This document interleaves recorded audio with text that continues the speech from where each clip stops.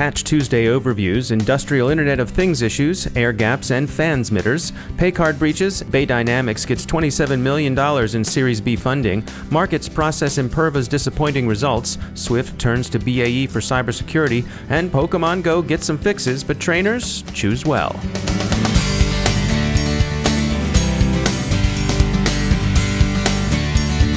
Time to take a moment to tell you about our sponsor, NetSparker.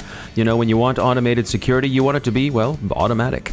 NetSparker delivers truly automated web application security scanners. It can be surprisingly labor-intensive to scan websites, and other solutions need a lot of human intervention. To take one example, with other scanners, you have to configure URL rewrite rules to properly scan a website.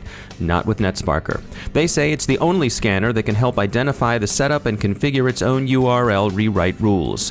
Visit netsparker.com to see how NetSparker's no false positive scanner frees your security team to do what only humans can. And don't just take our word for it. If you want a free trial, go to netsparker.com/cyberwire for a 30-day fully functional version of NetSparker Desktop. Scan your websites with no strings attached with NetSparker. That's netsparker.com/cyberwire. And we thank NetSparker for sponsoring our show.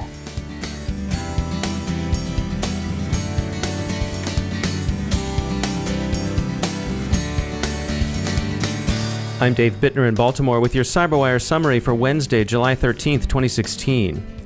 Yesterday was Patch Tuesday, and the customary set of fixes emerged from the big fish in Redmond and some of its smaller, yet still significant pilot fish. Sysadmins should be busy this week and next. As we all know, but still need to be reminded, patch management is one of the best security best practices. Microsoft issues fixes for 11 bugs, 6 of them critical, that address more than 40 flaws. Connoisseurs of Patch Tuesdays consider this a relatively light load. 15 of the bugs fixed were in Internet Explorer, 13 in its successor browser Edge. One set of patches closed a printer vulnerability Vectra Threat Labs discovered. If left unpatched, these flaws could exploit networked printers to install malicious drivers. Other patches address ways in which attackers could have bypassed some Office security features and close off ways in which malicious documents could be created to serve as vectors for malware infection.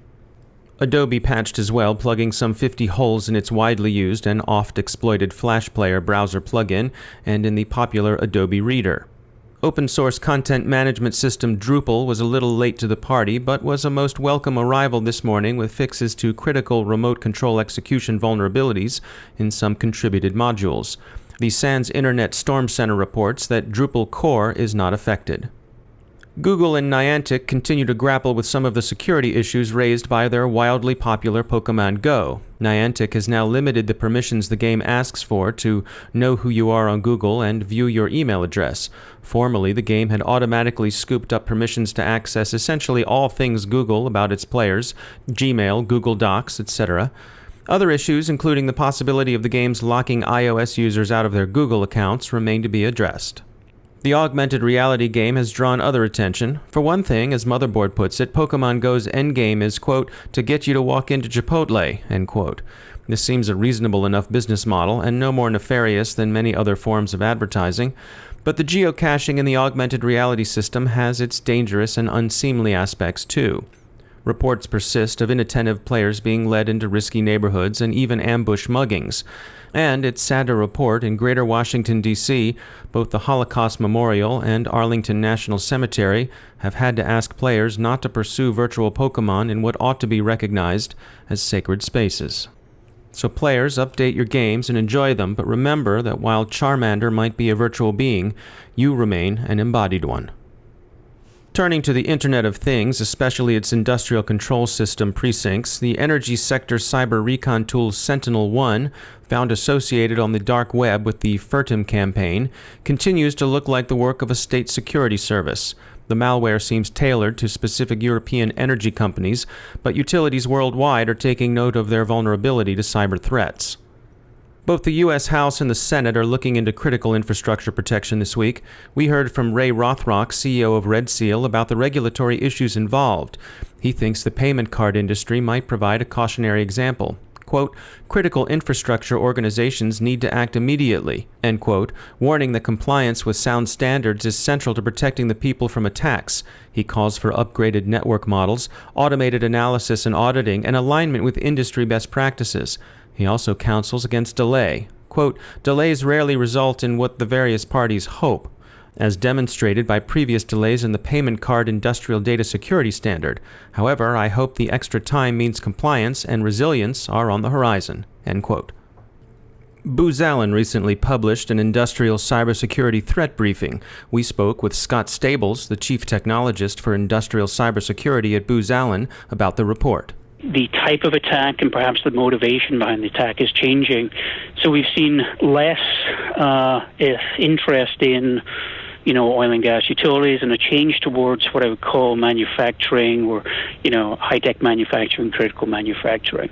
And that could potentially be due to, interest in alternative motivations for attack. So perhaps less of the nation state and perhaps more of the organized criminal elements are looking towards making money out of conducting attacks against, manufacturers of equipment, product, and so on.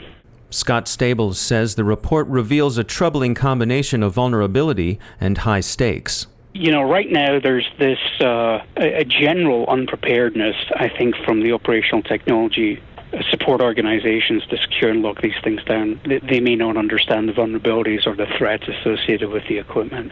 The other part, I think, is that the consequence of failure of some of this, these components of our critical infrastructure is measured in a different way.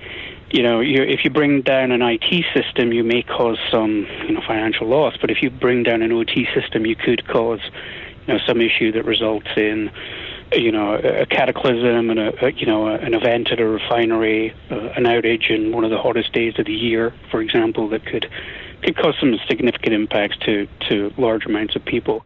In Booz Allen's report, 1/3 of operators reported some kind of breach in 2015. Stables says the motivations of these attackers varies.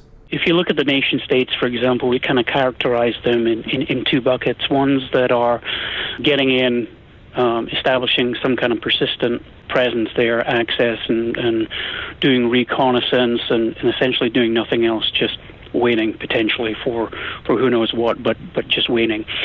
There are others who are going in there very directly and causing some kind of disruption or impact. And if you look at the Ukraine example, that's exactly what happened there. So depending on who you are, you have a different motivation.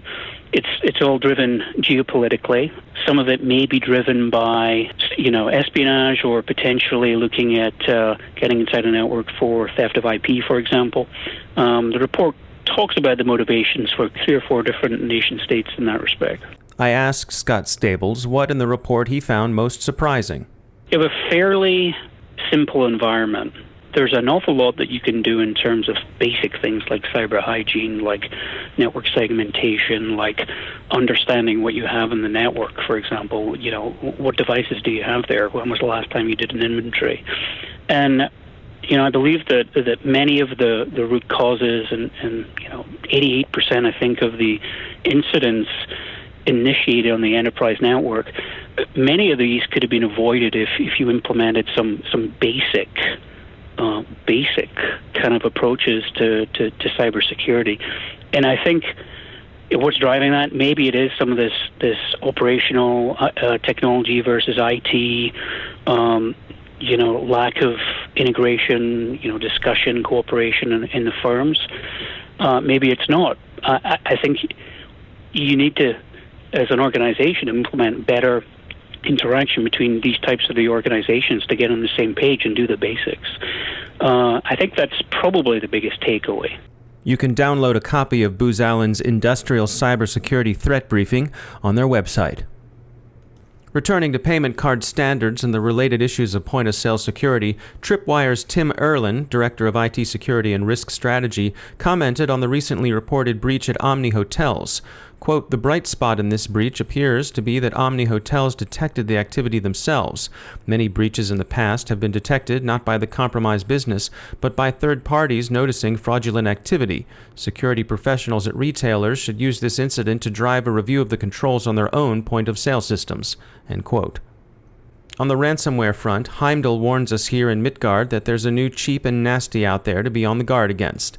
It's called Stampado, and this strain of ransomware is noteworthy because it doesn't need administrator access to operate. ThreatTrack published a detailed report on Cerber, recently active against Office 365 users, and Kaspersky reiterates warnings against Satana. Trend Micro has opened up a ransomware hotline for victims, and it's offering a set of recovery tools as well. In the U.S., the Office of Civil Rights of the Department of Health and Human Services releases new HIPAA guidance, suggesting that healthcare providers hit by ransomware may face penalties. In industry news, Bay Dynamics picks up $27 million in Series B funding. The stock market is processing Imperva's disappointing results, and the international funds transfer organization SWIFT engages BAE to help it with cybersecurity. Finally, Pokemon Go has reached Germany, and Gdata has 7 security tips for players everywhere. Install the game only from a trusted source, use security software on your device, watch the permissions you give the game, be aware of your surroundings when you play, think before you chase, remember to guard your privacy, and avoid in-game cost traps. So trainers, if you're in, say, Hessen, and you chase your Pokémoner through the streets of Hanau, past Schloss Philippsruhe, and around the statue of the Brothers Grimm, we say, viel Spaß. Aber sei doch vorsichtig, Jungs. Want to take a moment to thank our sponsor, E8 Security. You know, once an attacker's in your network, there's a good chance they'll use command and control traffic to do the damage they have in mind. Could you recognize it? E8's analytics can. Here's what malicious C2 traffic might look like. Newly visited sites, visit to a website that doesn't have the features a legitimate site usually does, like a high number of pages, a fully qualified domain name, or a distinct IP address, or the association of a website with a limited number of user agents. That's tough for a busy security team, but it's easy for E8's behavioral intelligence platform. For more on this and other use cases, visit e8security.com/DHR and download their free white paper. E8 Security. Detect, hunt, respond. And we thank E8 for sponsoring the CyberWire.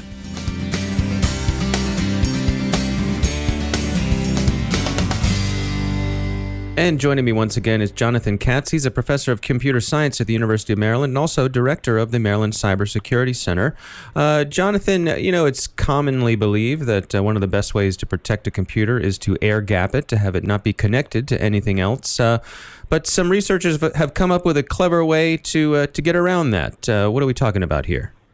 Yeah, there's some really interesting work out of Ben Gurion University in Israel where the researchers show that even an air-gapped computer can still be used to transmit information to an attacker. So this would provide an attacker with a way to extract potential information from the computer, even if it's not connected to the internet. And what were they doing? What was the clever workaround they discovered?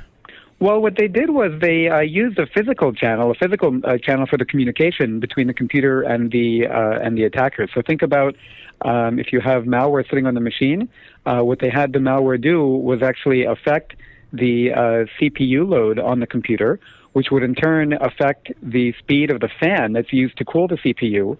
And that speed, that change in the rotational speed of the fan, could then be picked up by an attacker, say, who had a microphone planted nearby. So by changing the speed, the device can pick it up, and then they can vary the speed and basically have some sort of binary communications with the external device? Yeah, exactly. So really what this shows is just that there's all kinds of ways to communicate, and anything at all can be used as a potential communication channel. It's another example of what we might call a side channel attack.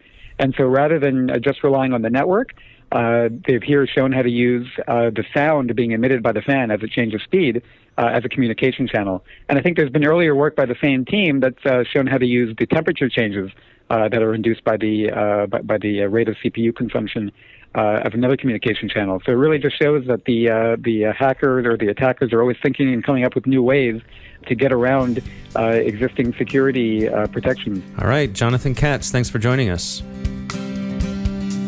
And that's the CyberWire.